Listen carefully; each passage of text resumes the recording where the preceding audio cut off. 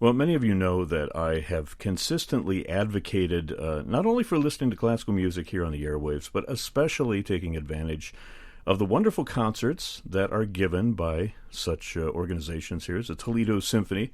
And they are performing a powerhouse program that is tonight and tomorrow night at the Peristyle. The Symphony No. 4 of Gustav Mahler is the centerpiece of the performance.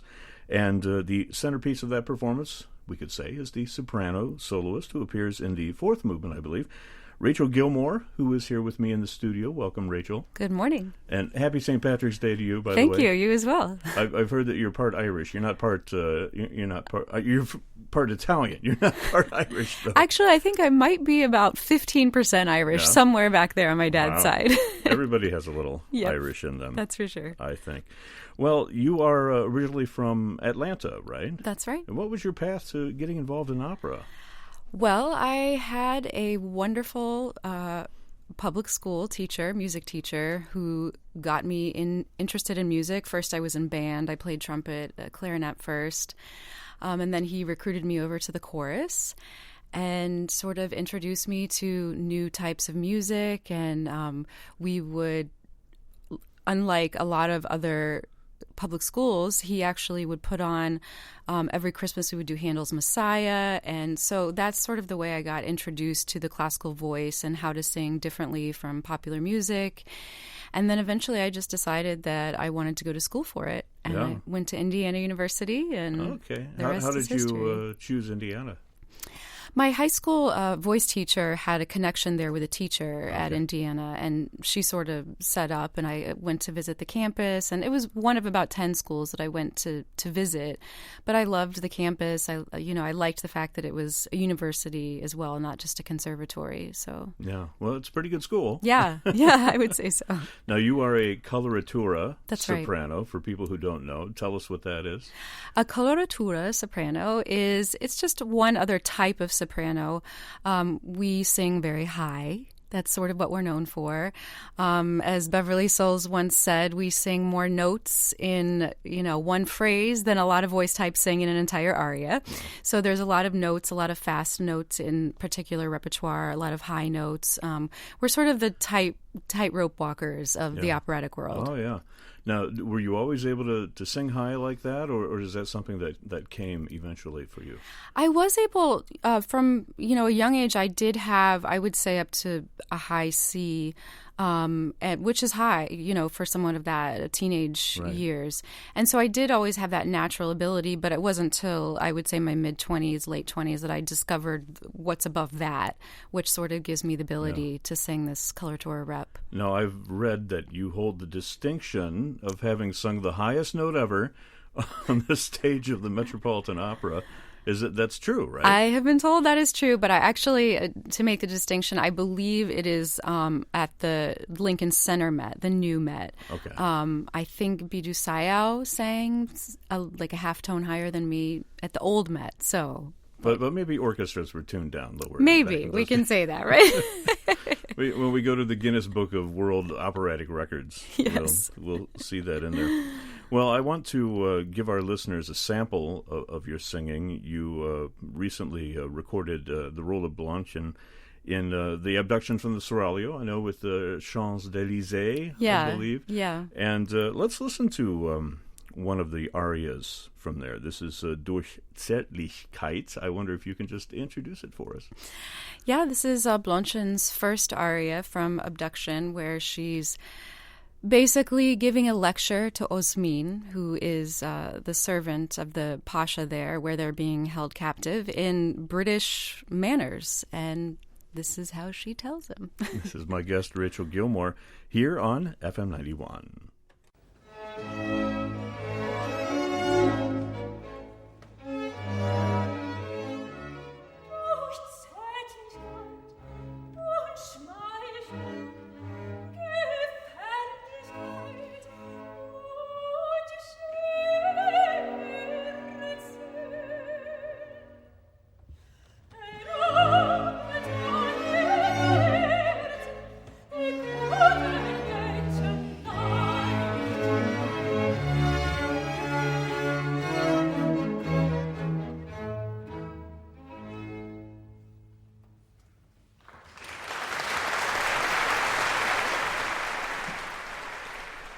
live recording. Obviously, the audience there certainly enjoying the singing of my guest, soprano Rachele Gilmore, who was listening to that.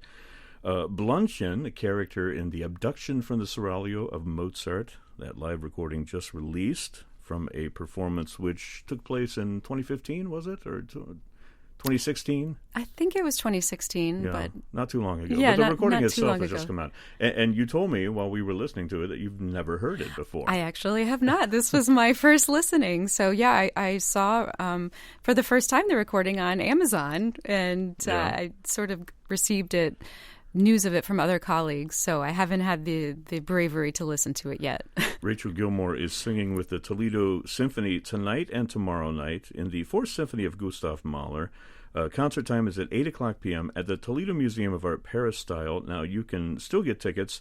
The box office phone number is 419-246-8000, or go online to toledosymphony.com. Rachel, I always love to watch performers listen to themselves and kind of wonder what's going through their heads.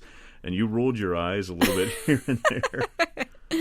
Yes, we are our biggest critics, Yeah. as I'm sure you know. So it's always difficult to hear yourself, but then you sort of have to put yourself outside and hear it from a different perspective as the audience, because we want everything to be perfect.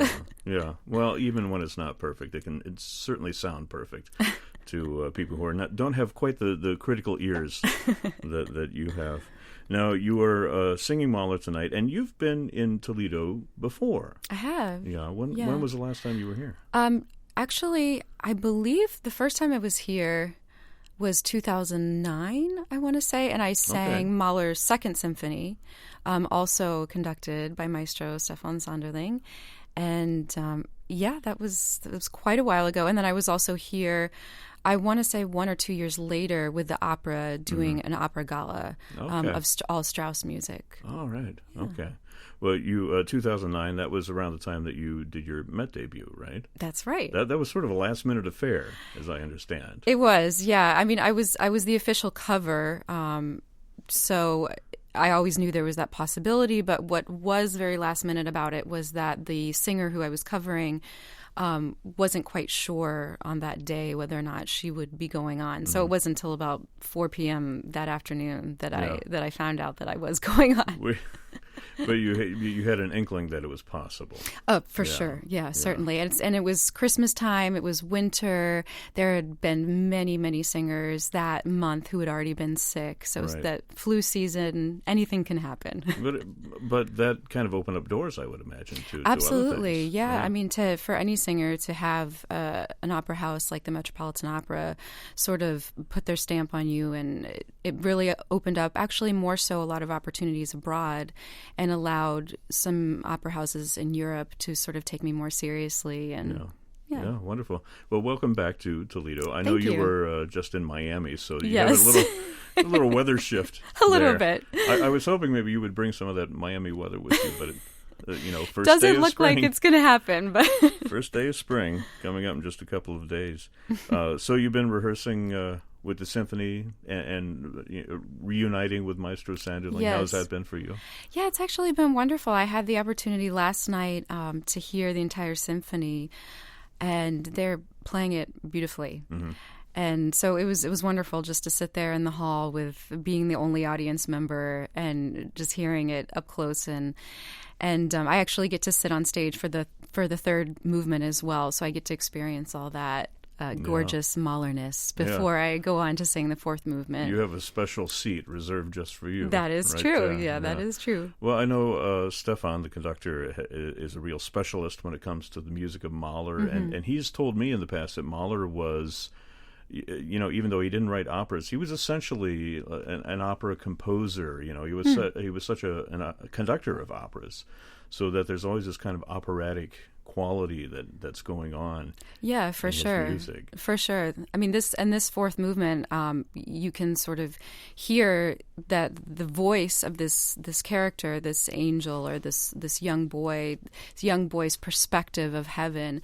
It's almost telling the story operatically. He goes through with the different tact text, with the Das Knaben Wunderhorn text, he sort of goes through and tells this story, and you get all this imagery, and it's really interesting.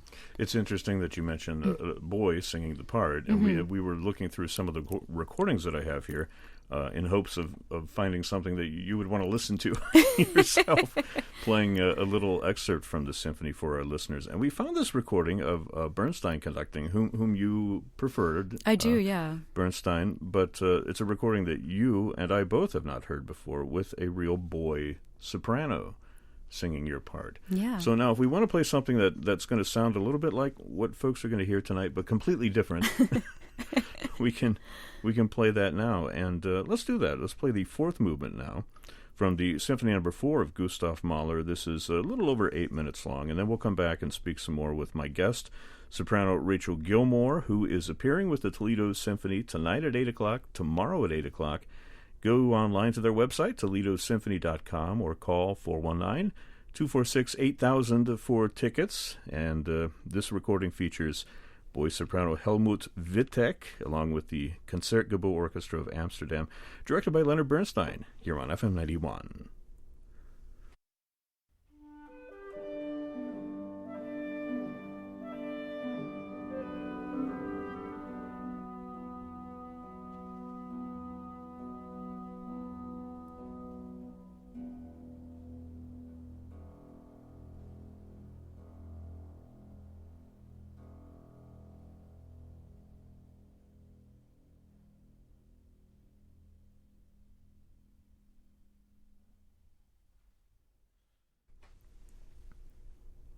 The fourth movement from Gustav Mahler's Symphony No. 4. We heard a recording from the Concertgebouw Orchestra of Amsterdam, directed by Leonard Bernstein and the boy soprano soloist Helmut Wittek.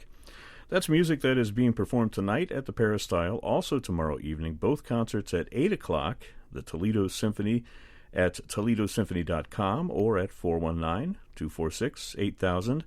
We definitely do not have a boy soprano tonight and tomorrow night. We have a wonderful coloratura soprano, that is Rachele Gilmore, who's been with me talking about Mahler and talking about herself and her career. And I want to ask you a few more questions.